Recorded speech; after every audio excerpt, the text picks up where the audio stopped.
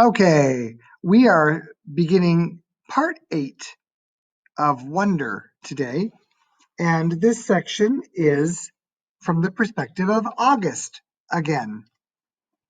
Of course, you recognize the space helmet.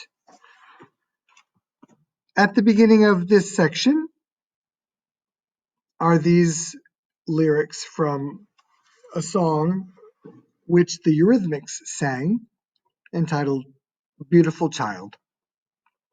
You're going to reach the sky. Fly, beautiful child. The fifth grade nature retreat. Every year in the spring, the fifth graders of Beecher Prep go away for 3 days and 2 nights to a place called the Broarwood Nature Reserve in Pennsylvania. It's a 4-hour bus drive away. The kids sleep in cabins with bunk beds. There are campfires and s'mores and long walks through the woods. The teachers have been prepping us about this all year long. So all the kids in the grade are excited about it, except for me. And it's not even that I'm not excited, because I kind of am.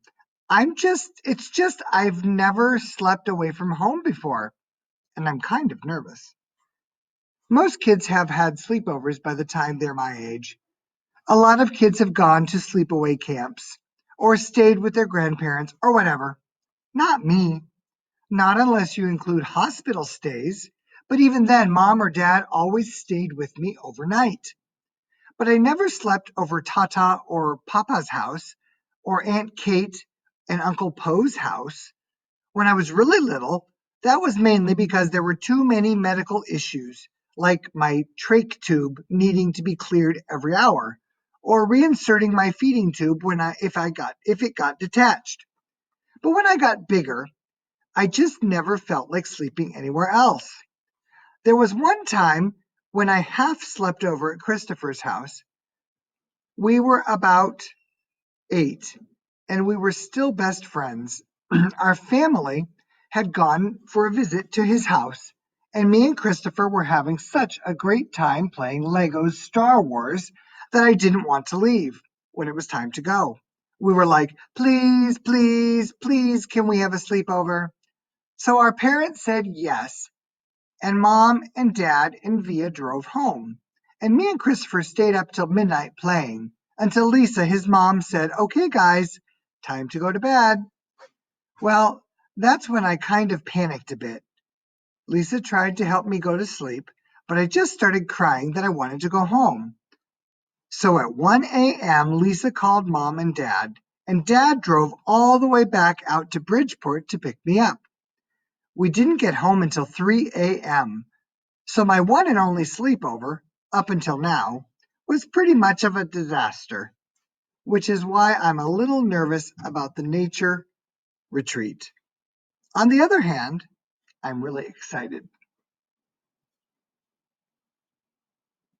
Known for. I asked mom to buy me a new rolling duffel bag because my old one had Star Wars stuff on it, and there was no way I was going to take that to the fifth grade nature retreat.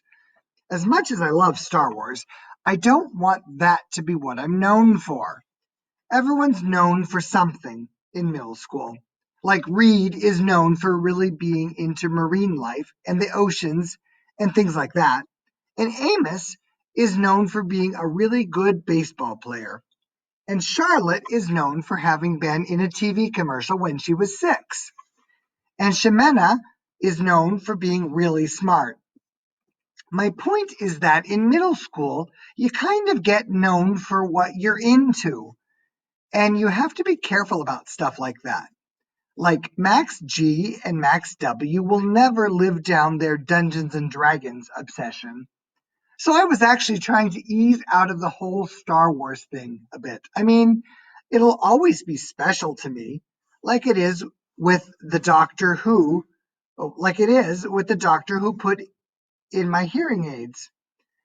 It's just not the thing I wanted to be known for in middle school. I'm not sure what I want to be known for, but it's not that. That's not exactly true. I do know what I'm really known for, but there's nothing I can do about that. A Star Wars duffel bag, I could do something about. Right? What do you think he's known for? Of course, he's known for his face. All right. Packing. Mom helped me pack the night before the big trip. We put all the clothes I was taking on my bed, and she folded everything neatly and put it inside the bag while I watched. It was a plain blue rolling duffel, by the way. No logos or artwork. What if I can't sleep at night? I asked. Take a book with you. Then, if you can't sleep, you can pull out your flashlight and read for a bit until you get sleepy, she answered. I nodded. What if I have a nightmare? Your teachers are there, sweetie, she said, and Jack, and your friends. I can bring Baboo, I said. That was my favorite stuffed animal when I was little. A small black bear with a soft black nose. You don't really sleep with him anymore, do you? Said Mom. No, but I keep him in my closet in case I wake up in the middle of the night and can't get back to sleep, I said. I could hide him in my bag. No one would know. Then let's do that, Mom nodded, getting Baboo from inside my closet. I wish they allowed cell phones, I said. I know, me too, she said. Though I know you're going to have a great time, Auggie. You sure you want me to pack Baboo? Yeah, but way down where no one can see him, I said. She stuck Baboo deep inside the bag and then stuffed the last of my t-shirts on top of him. So many clothes for just 2 days. 3 days and 2 nights, I corrected her. Yep, she nodded, smiling. 3 days and 2 nights. She zipped up the duffel bag and picked it up. Not too heavy. Try it. I picked up the bag. Fine, I shrugged. She sat on the bed. Hey, what happened to your Empire Strikes Back poster? Oh, I took that down ages ago, I answered. She shook her head. Huh, I didn't notice that before.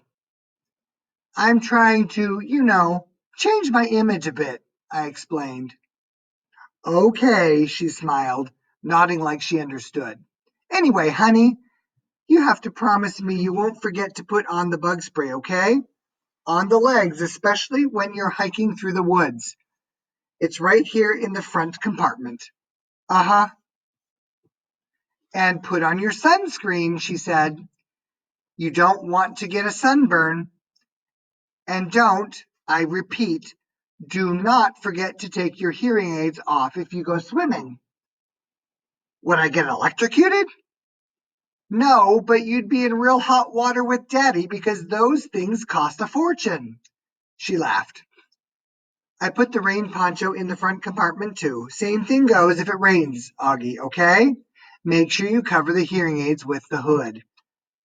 Aye, aye, sir, I said, saluting.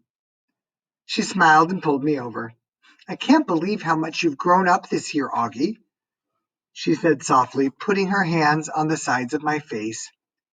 Do I look taller? Definitely, she nodded. I'm still the shortest one in my grade. I'm not really even talking about your height, she said. Suppose I hate it there. You're going to have a great time, Auggie. I nodded. She got up and gave me a quick kiss on the forehead. Okay, so I say we get to bed now. It's only 9 o'clock, Mom. Your bus leaves at 6 a.m. tomorrow. You don't want to be late. Come on, chop chop. Your teeth are brushed? I nodded, and I climbed into bed. She started to lie down next to me. You don't need to put me to bed tonight, Mom, I said. I'll read on my own till I get sleepy. Really? She nodded, impressed. She squeezed my hand and gave it a kiss. Okay, then, good night, love. Have sweet dreams. You too. She turned on the little reading light beside the bed. I'll write you letters, I said, as she was leaving. even though I'll probably be home before you guys even get them. Then we can read them together, she said, and threw me a kiss. When she left my room, I took a copy of The Lion, the Witch, and the Wardrobe off the night table and started reading until I fell asleep. Though the witch knew the deep magic, there is a magic deeper still which she did not know. Her knowledge goes back only to the dawn of time. But if she could have looked a little further back into the stillness and the darkness before time dawned, she would have read there a different incantation.